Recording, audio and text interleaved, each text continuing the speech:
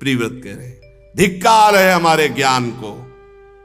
देवर्षि नारद जी के चरणों में बैठकर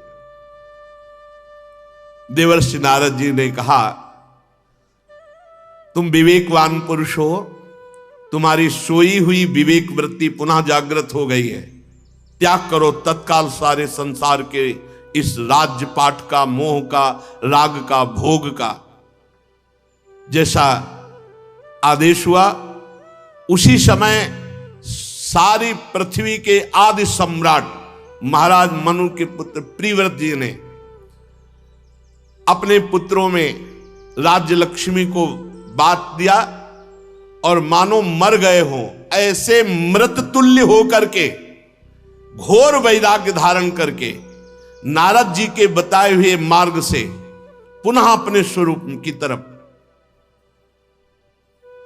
राजा प्रिव्रत ने, चूंकि पूर्व में आत्मबोध महापुरुष, तो जैसे निर्मल जल में ऊपर सेवार आ जाए, जल में हरी हरी जो उसको हटाओ तो फिर निर्मल जल हो गया, ऐसे ही गृहस्थाश्रम के नाना प्रकार के कर्तव्य कर्मों का पालन करते करते और भोगों को भोगते भोगते एक ज्ञान में सेवार सा आ गया था। देवर्षि नारद जी के बताए मार्ग से उन्होंने पुनः उसको अलग किया और संपूर्ण भोगों को मृत तुल्य अनुभव करते हुए अपने स्वरूप में स्थित हो गए। महाराज प्रिव्रत जब अपने स्वरूप में स्थित, तो राजा आग्नेय बने और जम्बूद्वीप का पुत्र की तरह प्रजा का पालन करते हुए एक बार वे पितर जो हैं ये कामना करते रहते हैं कि हमारे परिवार में कोई महाभागवत धर्मात्मा पुत्र हो जाए जिससे हमारा कल्याण हो जाए। पितृलोक स्वर्गलोक के ऊपर है,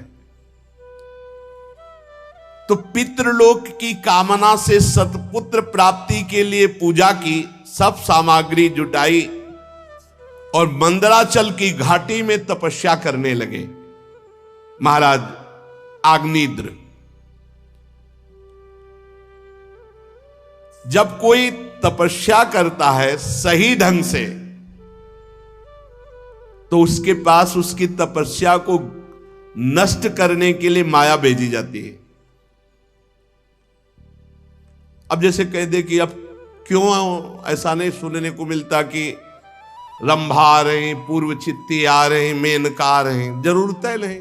देवता लोग देखते हैं इतने में गिर गए हैं मृत्यु लोक के भोगों में, तो फिर देवलोक के भोग काय को भेजेंगे।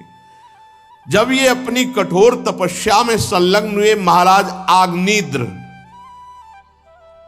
तो पूर्व चित्ती नाम की अप्सरा भेजी गई, बहुत ही सुंदर।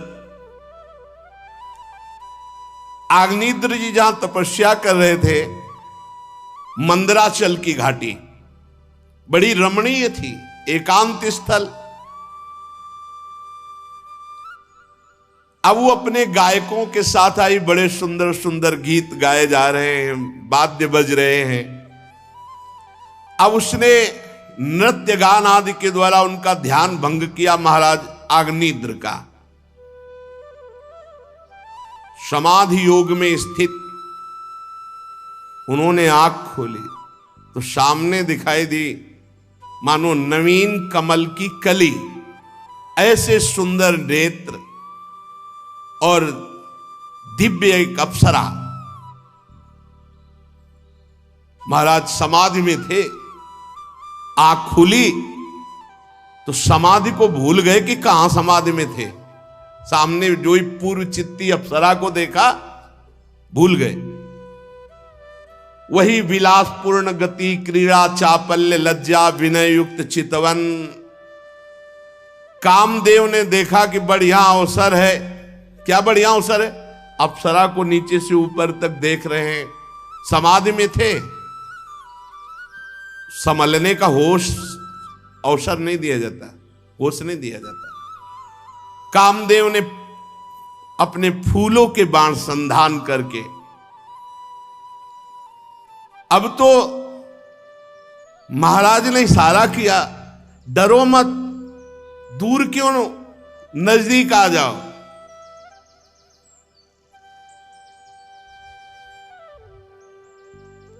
मना कर दिया। आयु उन्हीं के लिए है, जब मना होता है तब और आसक्ति प्रबल होती।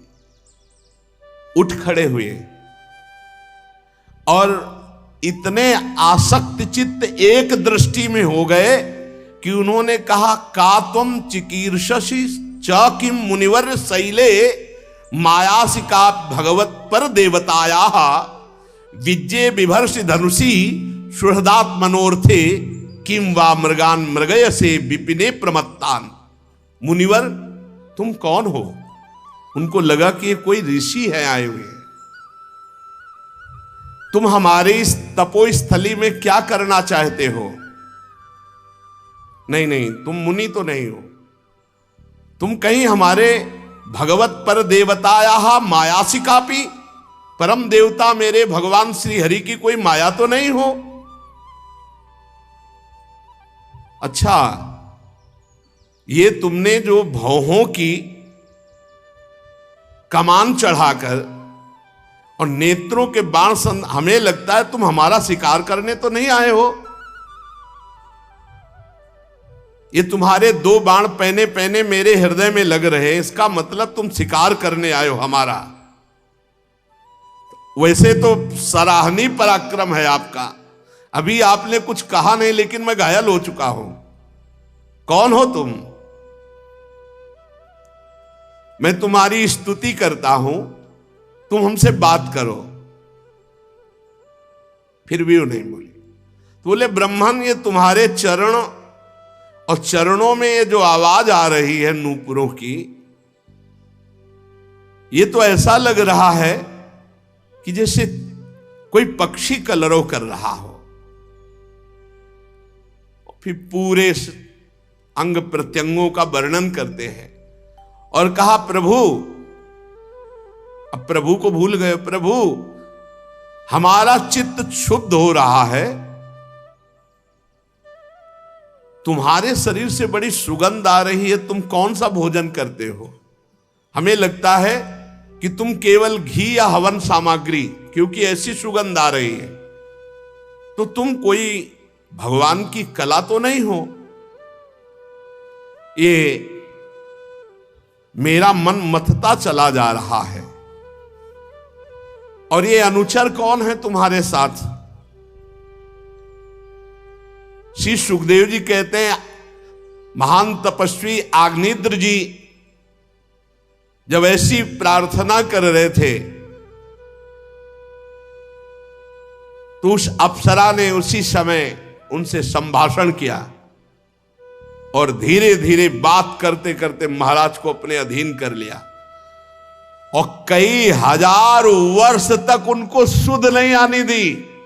कई हजार वर्ष तक उनके गर्भ से नाभि, किमपुरुष, हरिवर्ष, इलाव्रत, रम्यक, हिरण्यम, कुरु, भद्रास, केतुमाल 9 महान पुत्र उत्पन्न हुए महाराज अग्निद्र से, इस अप्सरा से। इस प्रकार 9 वर्ष में प्रतिवर्ष एक एक के क्रम से 9 पुत्र उत्पन्न किए। कई हजार वर्ष तक। फिर अचानक अंतर्ध्यान हो गई पूर्व चित्ती जो अप्सरा थी, और ब्रह्मा जी के पास जाकर के कि जो आज्ञा थी वो कार्य हो गया। महाराज नए स्वर्ग की रचना कर रहे थे विश्वामित्र जी।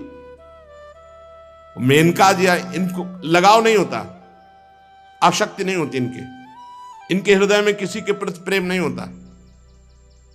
ये केवल आज्ञा का पालन करने आती हैं, उतना ही केवल जितना आज्ञा है। अब जो ही शकुंतला प्रकट हुई, तप नष्ट हुआ।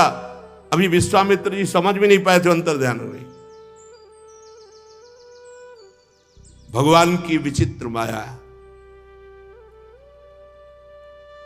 ब्रह्मा जी की सेवा में जाकर उपस्थित होकर का काम हो गया। बहुत सावधान, यदि भगवत प्राप्ति करनी है, भजन करनी है, तो ये जो महापुरुष जन आज प्रथम श्लोक की जो व्याख्या हुई उसको जीवन में धारण कर ले। नयु प्रेक्ष, देखना नहीं, ना संभाषण करना है, ना हमको उस विषय का चिंतन करना है। अगर इसी जन्म में भगवत प्राप्ति करनी तो थोड़ा सा अपने आप को संभालिए। अगर थोड़ी भी छूट दे दी इंद्रियों की तो बहुत रपटते चले जाओगे। आग्नेयद्र जी ने जब देखा कि अप्सरा अंतर ध्यान,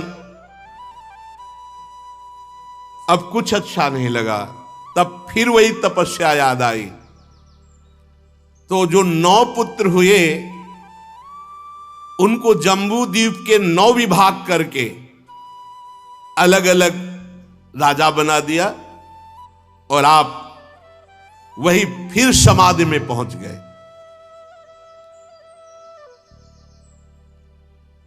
जब भगवत चिंतन परायण पुरुष विषय में जाता है तो उसे ज्यादा दिन कोई आसक्त नहीं रख सकता, क्योंकि पूर्वाभ्यास उसका उठेगा और उसे पुनः वहीं स्थित कर देगा। पर समय तो जाता है ना, और इसमें प्रारब्ध भी बहुत जोर का होता है, पूर्व प्रारब्ध भी बहुत बलवान होता है। बहुत से कारण मिलते हैं तब कहीं वो योद्धा फंसता है, ऐसे नहीं फंसता। बहुत से कारण होते हैं, अभिमान हो गया, परदोष दर्शन हो गया, प्रारब्ध पूर्व जन्म का उपस्थित हो गया और वासना का आक्रमण हुआ। देवता अपने अपने इंद्रियों के द्वार में बैठे उसे, तब वो कहीं योद्धा परास्त। लेकिन वो हरि का जो जन होता है वो परास्त नहीं होता। जिस समय जैसे होश आया वो फिर अपने स्वरूप में उसी जगह पहुंच जाएगा। ना में भक्ता प्रणश्यति, भगवान ने कहा मेरे भक्त का नाश नहीं होता। आग्नेयद्र जी ने विचार किया कि अरे मेरे परम पुरुषार्थ को अप्सरा ने अपहरण कर लिया। फिर उन्होंने समस्त भोगों का त्याग करके अपनी चित्तवृत्ति प्रभु में लगाया और शरीर छोड़ दिया। महाराज आग्नेयद्र के परम धाम सिधारने के बाद नाभि आदि 9 भाइयों ने मेरु देवी, प्रतिरूपा, उग्र दृष्टि, लता, रम्या, श्यामा, नारी, भद्रा, देवीति नाम की 9 कन्याओं से विवाह किया। नाभि के कोई संतान न थी, इसलिए उन्होंने अपनी भार्या मेरु देवी के सहित भगवान का यजन किया। यद्यपि सुंदर अंग वाले श्री भगवान द्रव्य, देश, काल, मंत्र, ऋत्व, दक्षिणा और विधि इन यज्ञ के साधनों से सहज में नहीं मिलते, तथापि वे भक्तों पर तो कृपा करते ही हैं। इसलिए महाराज नाभि ने श्रद्धा पूर्वक विशुद्ध भाव से जब भगवान की आराधना की, तब उनका चित्त अपने भक्त का अभीष्ट कार्य करने के लिए उत्सुक हो गया और भगवान सर्वथा स्वतंत्र हैं। भगवान यज्ञ से प्रकट हो गए। जब महाराज नाभि ने पुत्र प्राप्ति के लिए आराधना की, भगवान रेशमी पीताम्बर धारण किए हुए, विशाल वक्षास्थल, श्रीवत्स चिन्ह, अजान बाहु, लंबी भुजाएं, गले में बनमाला, कौस्तुभ मणि, बड़ा सुंदर भगवान का स्वरूप। ये देखकर ऋत्वज, सदस्य, यजमान सब खड़े हो गए और जैसे निर्धन को धन मिल जाए ऐसे सवानंदित होकर सबने भगवान के चरणों में अर्घपाद्य अर्पित करके प्रणाम किया। और फिर ऋत्वजों ने कहा, हे पूज्यतम, हम आपके अनुगत भक्त हैं, हमारे आप परम पूजनीय हैं, इसलिए बार बार मैं आपका पूजन करता हूं। किंतु हम आपकी पूजा करना क्या जाने, हम तो बस आपके चरणों में प्रणाम करते हैं और महापुरुषों से जो सीखा है वही हम आपकी सेवा करते हैं। प्रभु, हम सब प्रपंच में ही फंसे हैं, तो आपके गुणगान करने में हम असमर्थ हैं। आप साक्षात परमेश्वर हैं, आप अपनी कृपा से प्रसन्न हो जाइए। यदि कोई आपका वर्णन करने का साहस करेगा तो जैसे किसी की बुद्धि सीपी हो और वो समुद्र को नापना चाहे तो कितने दिनों में नाप पाएगा? पूरा जीवन लग जाए तो भी नहीं नाप पाएगा। ऐसे ही प्रभु हमारी बुद्धि बहुत छोटी है, आपकी महिमा अपार है, हम कैसे आपका यश गान करें। यदि कोई भक्त दीन होकर एक पत्ता तुलसी, दूब का अंकुर या कोई फूल या कोई फल दे दे तो आप बहुत मानकर संतुष्ट हो जाते कि इसने बहुत दे दिया। दीन होकर, दैन्य होकर के। प्रभु हम तो समझते हैं कि आप केवल अपनी कृपा से प्रसन्न होते हैं। ब्रह्मादिक परम पुरुषों की अपेक्षा आप सर्वात श्रेष्ठ हैं।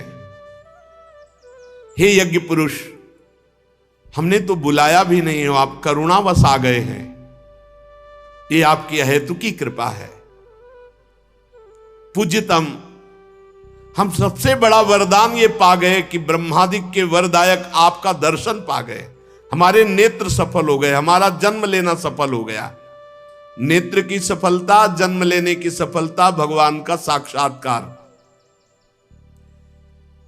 आपका दर्शन तो वो पाते हैं जो रात दिन आपका मंगलमय चिंतन करते रहते हैं और वैराग्य से प्रज्वलित हुई ज्ञानाग्नि के द्वारा अंतःकरण के राग द्वेष को भस्म कर देते हैं और जिनका स्वभाव सम और शांत है, वो आत्माराम मुनिगण आपका दर्शन पाते हैं। प्रभु, गिरना, ठोकर लगना, छींकना, जम्हाई लेना, बुखार आना या और कोई कष्ट होना, इन समयों में आपका जो स्मरण करते हैं उनके सकल अमंगलों का नाश हो जाता है। गिरते समय ठोकर लग गई या छींक में या जम्हाई में, जब जम्हाई आती हो तो जरूर नाम लेना, वैसे तो हर समय नाम लेना चाहिए, पर जम्हाई नहीं आती है उस समय राधा राधा। अगर जम्हाई के समय नाम उच्चारण नहीं किया तो अंदर पाप प्रवेश करेगा।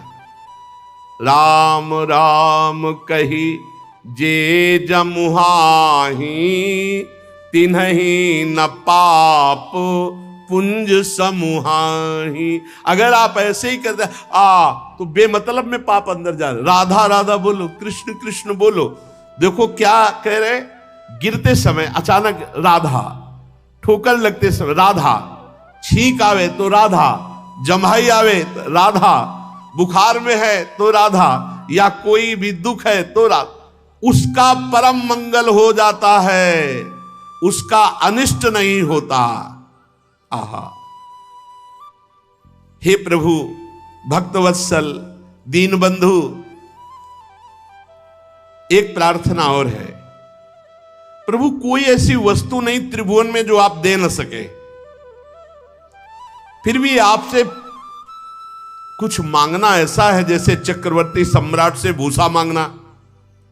पर हम मांग रहे हैं अपने लिए नहीं, अपने यजमान के लिए। हमारे यजमान राजर्षि नाभ हैं, इनके कोई संतान नहीं है और ये यज्ञ भी संतान के लिए ही कर रहे थे। आप कृपा करके प्रकट हुए हैं। तो प्रभु, वैसे आपकी माया का पार पाना बड़ा कठिन है, हम माया से ही प्रेरित होकर बोल रहे हैं। देवादिदेव, आपकी कृपा से सब काम बन जाता है, इसलिए हम अज्ञानियों की धृष्टता क्षमा करें और मेरे महाराज को पुत्र हो ऐसी आप कृपा करें। भगवान ने कहा, कैसा पुत्र हो चाहते हो? तो समस्त ऋतुजों ने कहा, प्रभु जब आप प्रकट हुए हो तो आप ही जैसा पुत्र हो। तो श्री भगवान ने कहा, अहो बता हम ऋषियों, भवत भी रवित गिरभीरवर सुलभ मभियाचितो यद मुष्यात्मजो मया सदृशो भूयादिति ममाहमेवाभिरूपः। ऋषियों, बड़े असमंजस की बात कह दी। मेरे जैसा पुत्र तो मैं ही हूं। इसका मतलब राजर्षि नाभि के पुत्र रूप में मैं प्रकट हूं। मैं तो अद्वितीय हूं। मैं नाभि के यहां अवतार लूंगा। आप सब ऋषियों की प्रार्थना स्वीकार हुई। महारानी मेरु देवी के सुनते हुए भगवान अंतर ध्यान हो गए। परीक्षित, उस यज्ञ में महर्षियों द्वारा भगवान के प्रसन्न किए जाने पर नाभि का परम प्रिय हुआ। महारानी मेरु देवी के गर्भ से महाराज नाभि की पत्नी मेरु देवी शुद्ध सत्यमय विग्रह धारण करके भगवान ऋषभ देव जी के रूप में प्रकट हुए। भगवान का अवतार परमहंसों के चर्या, अवधूतों की चर्या, ये मार्ग प्रशस्त करने के लिए भगवान ऋषभ देव जी के रूप में प्रकटे। जो ही जन्म भगवान ने लिया, वज्र अंकुश आदि चिन्ह चरणों में बने हुए थे। समता, शांति, वैराग्य, ऐश्वर्य, महाविभूतियां, ये सब भगवान में विराजमान। राजा, मंत्री, प्रजा, ऋषि, ये सब प्रसन्न हो गए देख करके। ऐसा तेज, ऐसा ऐश्वर्य, यश, पराक्रम, प्रबलता कि ऋषियों ने नाम रखा ऋषभ। ऋषभ माने श्रेष्ठ, जिसे कोई परास्त न कर सके, ऋषभ। भगवान का नाम हुआ ऋषभ देव। नाभिनंदन के रूप में भगवान ऋषभ देव जी प्रकट हुए, साक्षात श्री हरि। अभी ये कुछ ही समय के थे कि इंद्र ने वर्षा बंद कर दी।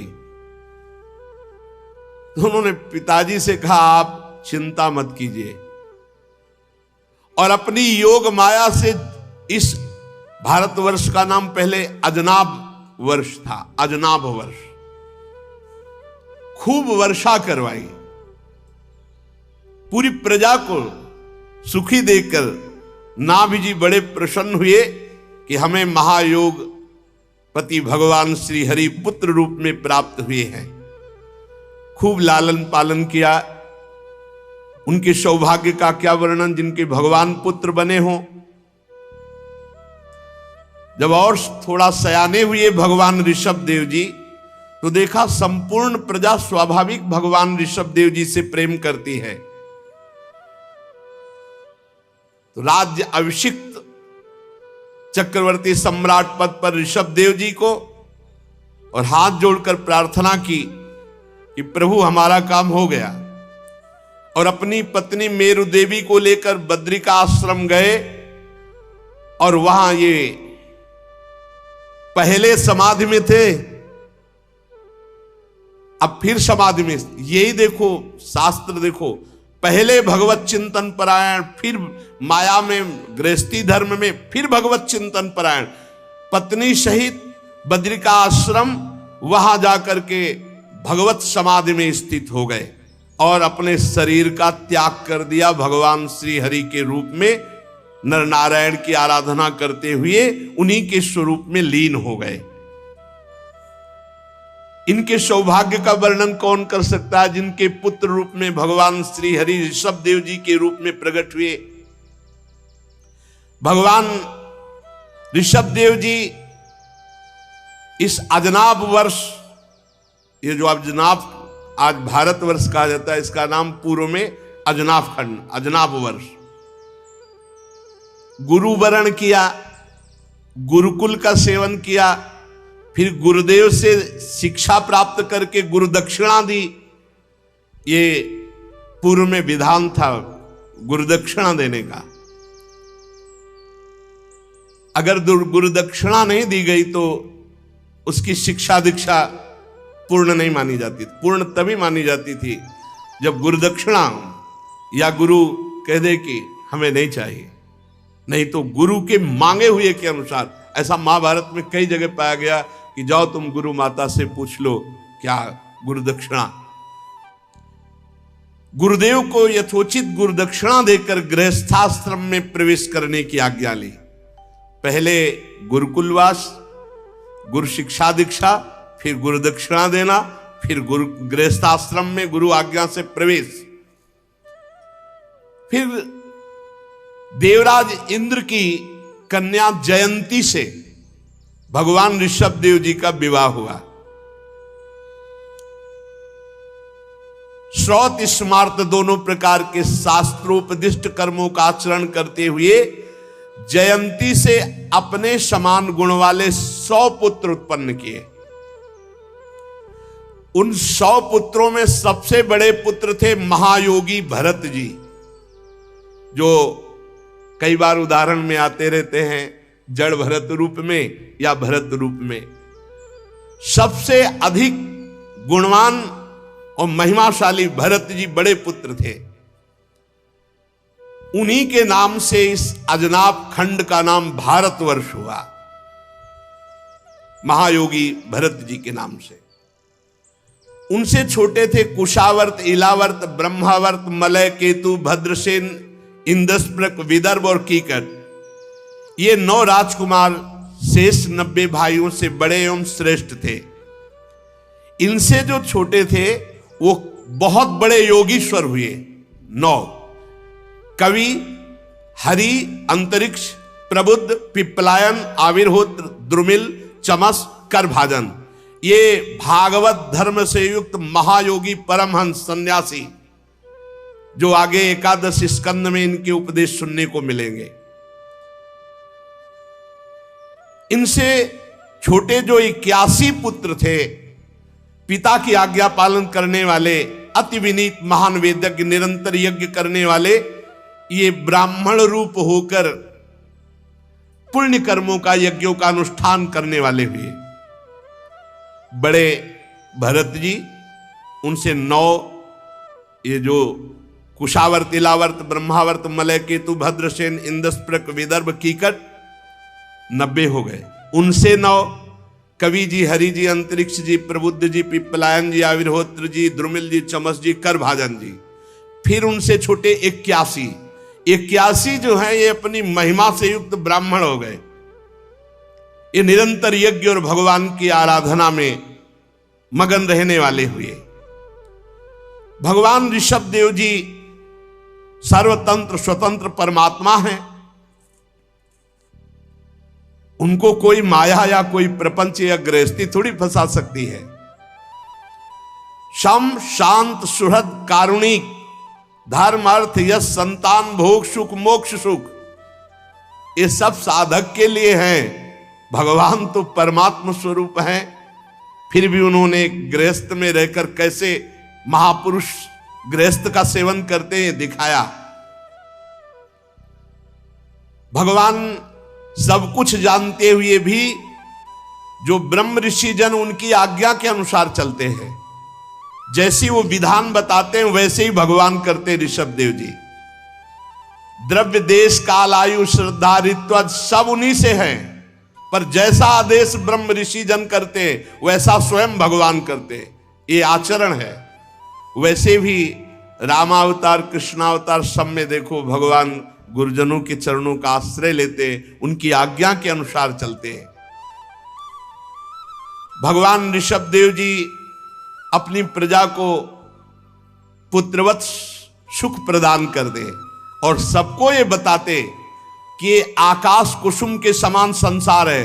जैसे आकाश में फूल आदि दिखाई दे, बने हुए बादल के चित्र दिखाई दे, वो सब एक हवा में नष्ट हो जाने वाले हैं। ऐसे ये मायाकृत संसार काल के द्वारा नष्ट हो जाने वाला है। इसलिए प्रजा को समझाते कि कोई भी एक क्षण भी भगवान की आराधना किए बिना व्यर्थ मत जाने दो। ये संसार के सुख केवल दिखावटी, इनमें सत्य नहीं है। भगवान ऋषभ देव जी ने एक दिन अपनी पूरी प्रजा को बुलाया, अपने पुत्रों को बुलाया और उपदेश किए। शोपदेश आगे। श्री राधा वल्लभ लाल।